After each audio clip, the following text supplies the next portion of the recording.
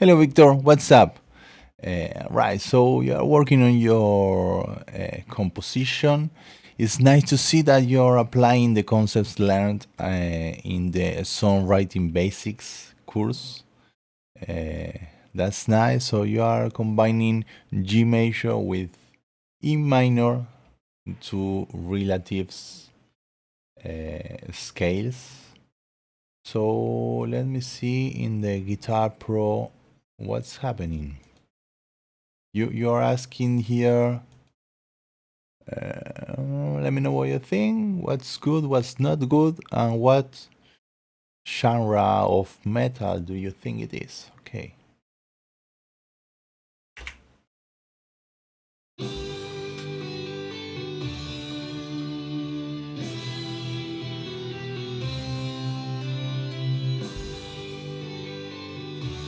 Nice.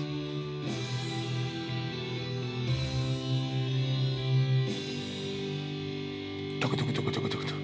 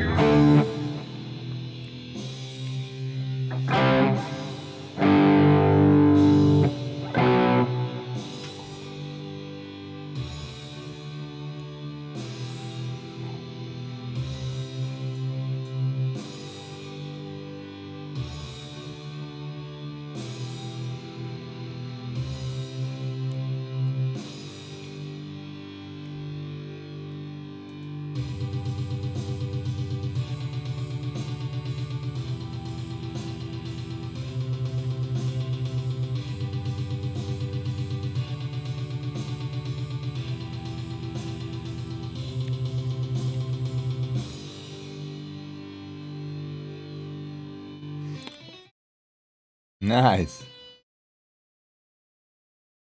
So they're the solo stars. Okay, so this is a very good first song. There are many things, and trust me that this is a lot better compared with my first songs. I like the intro. This sounds you the first thing that no, the second thing that you asked me was what genre this is. I think that this is power metal. I can hear influences from your favorite bands. I can hear some Halloween, some Rhapsody also. So I think that this sounds like power metal. So there you have.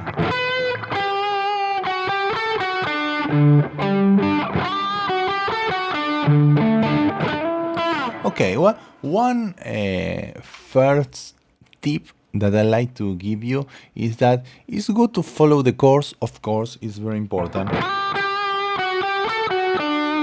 But sometimes using the root all the time to follow the chord. So when you play the G, so you play there,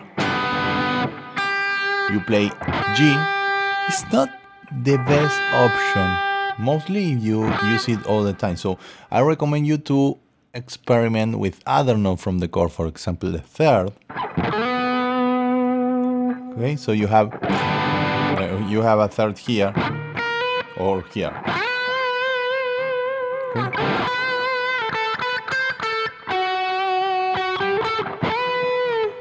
You could even harmonize. Okay, you're playing it there. Okay, the second time. I think that maybe you could start with this with this melody starting from the third and then add the root, but that's okay. It was just a suggestion. I always prefer to start on the third and then add other harmonization starting from there. But This is, I have to say that the intro is my favorite part. Then we have the verse.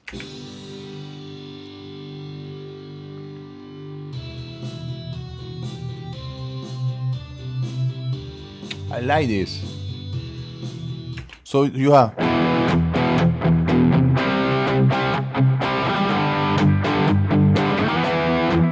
I like it. Sometimes in the power metal songs, the chords are arranged with things like this.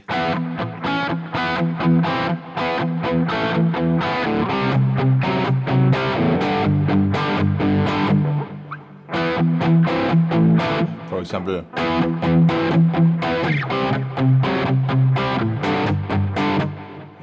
moving the fifth of the power. Okay, that's a very cool trick to arrange. For example, here I move the fifth of the E. Yes, I move the fifth of the E chord. Instead of playing B, I play C, and then I move it down. So I go a whole step down. That would be an A. So then on the C I play the fifth and then the flat fifth or the sharp 4. That would be F sharp. So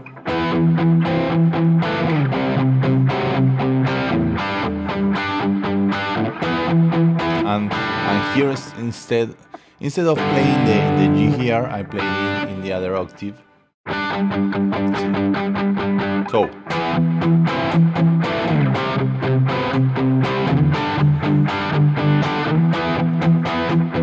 okay, you can also arrange this like this.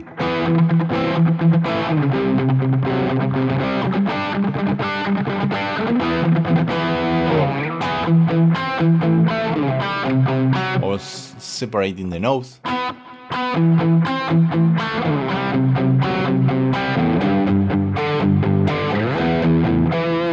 Right? So I think that the progression is good.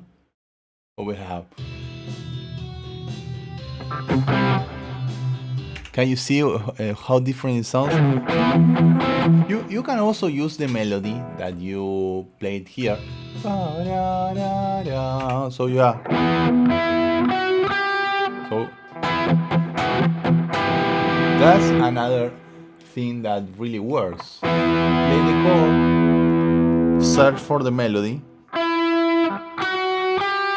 and add the melody to the chord. That's another very, very creative idea to get other type of arrangements. So sounds really cool. Then we have, so you have the C and the notes are, so I will play. That's really a very wide stretch. So I will go.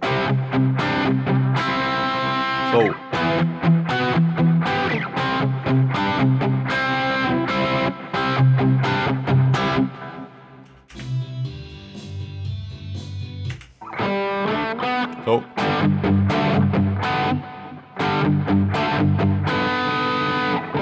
and the last note.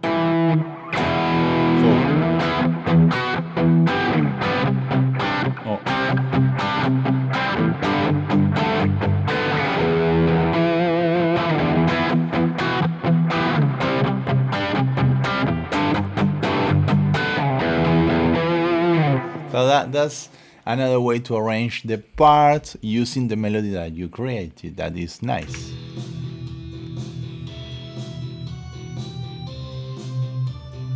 But you can also keep it as power chords and use that melody for the singer.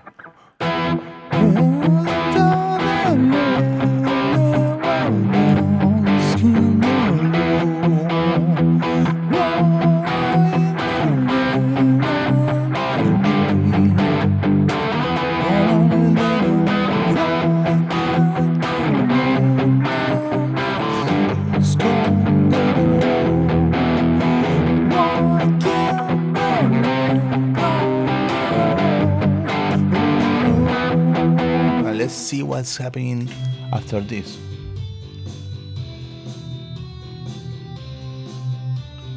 Was in the low.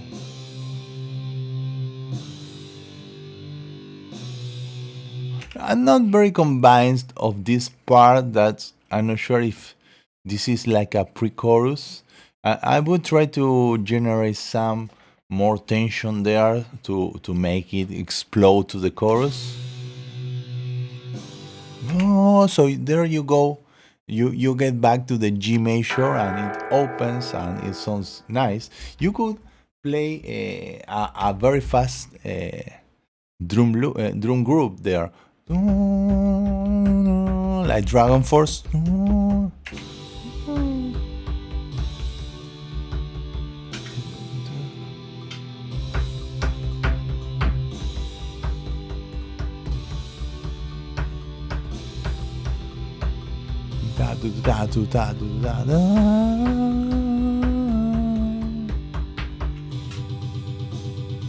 Instead of, okay, this rhythm is also cool, but I was saying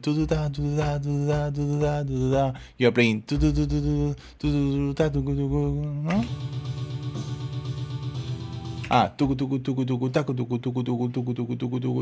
That's also good, but you could play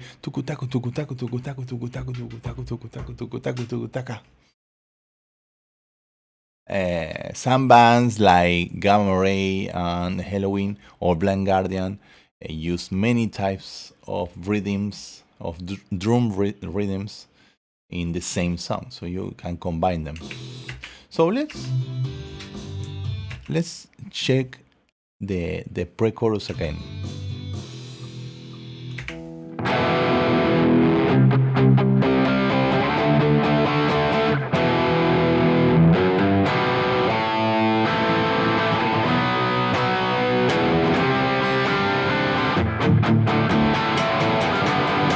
Okay, one important thing that I explained in the songwriting basics course is the use of the dominant chord, which is the fifth chord of the tonality, right? It's totally related to the lesson that is called Fix Your Boring Chord Progressions, the one in which I talk about secondary dominance. Okay, here you want to get back to G major. So the best way to generate some tension, to move to that progression again, to modulate to the major relative, is to use the fifth chord of that new scale, of that new tonality, as the last chord of the previous part.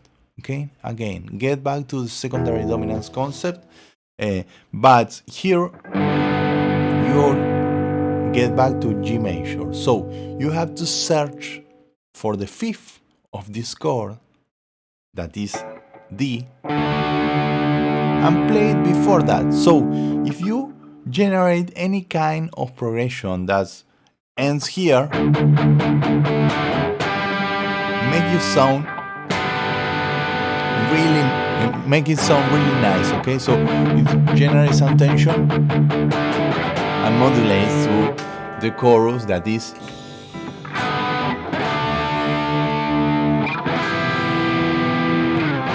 so you have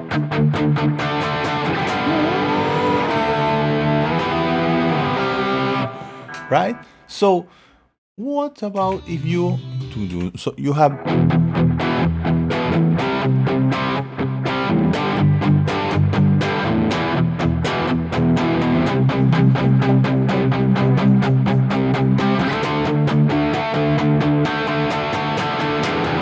for example, you can use C, D, and G, or you can make this passage A minor,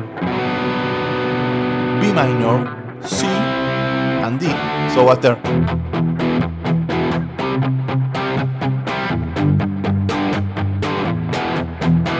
A,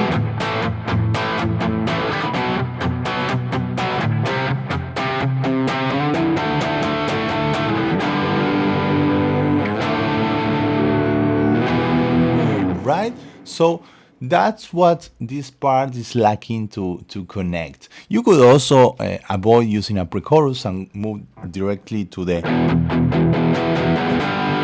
chorus, but in most cases, using a pre-chorus to connect is like a bridge between the verse and the chorus. Really works. That's what you have to learn from your favorite songs. You have to check out how they structure the song, the songs, how your favorite composers and musicians and bands structure the songs, how they connect the verse with the chorus, if they use a pre-chorus, how many chords use there, what chords, okay, and you have to analyze the connections, write down the numeral, the Roman numeral, the Roman numbers, sorry, to learn well which kind of connections you can find between the different parts. You also need to know what happens after this, okay, with the second verse, the chorus. Do they repeat it the same? Do they some changes? And also what happens after the second chorus, okay? After the second chorus, bands usually add the solos, the bridges, and the musical parts, riffs. There are many possibilities there. Sometimes bands like Halloween add like a new song there after the second chorus. So you have to learn and listen to a lot of music, but it's not just listening, it's listening, analyzing, and writing down the things that you learn from them. Okay, that's all by now. I think that another problem that has this song is that you need to find the best groove. Okay, I feel that's the different parts like have like different rhythms, and I'm not sure if this is going to work. Not sure. Maybe it's going to work, but you should try to stay simple at first. Okay, we always can make our songs trickier, make our song more complex, but it's really useful to start simple. You need to think that a song needs to work even with your acoustic guitar by singing. Okay, if you have this.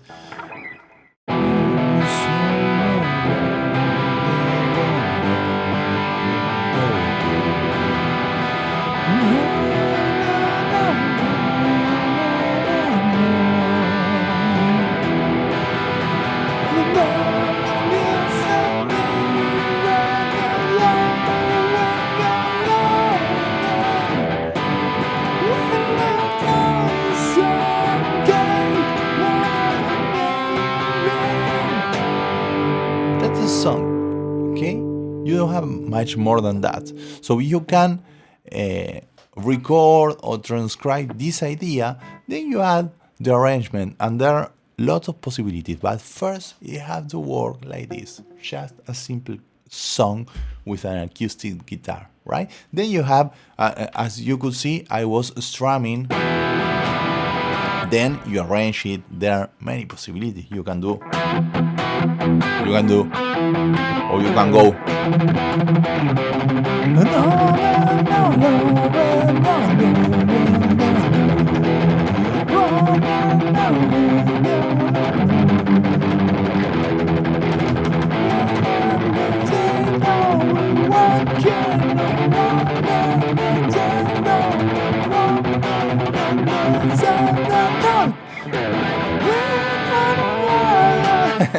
Okay, and you need a singer that can sing that high. Okay, I hope that all this idea help and give you some more guidelines to continue working on your songs and in other future songs. Bye bye, my friend.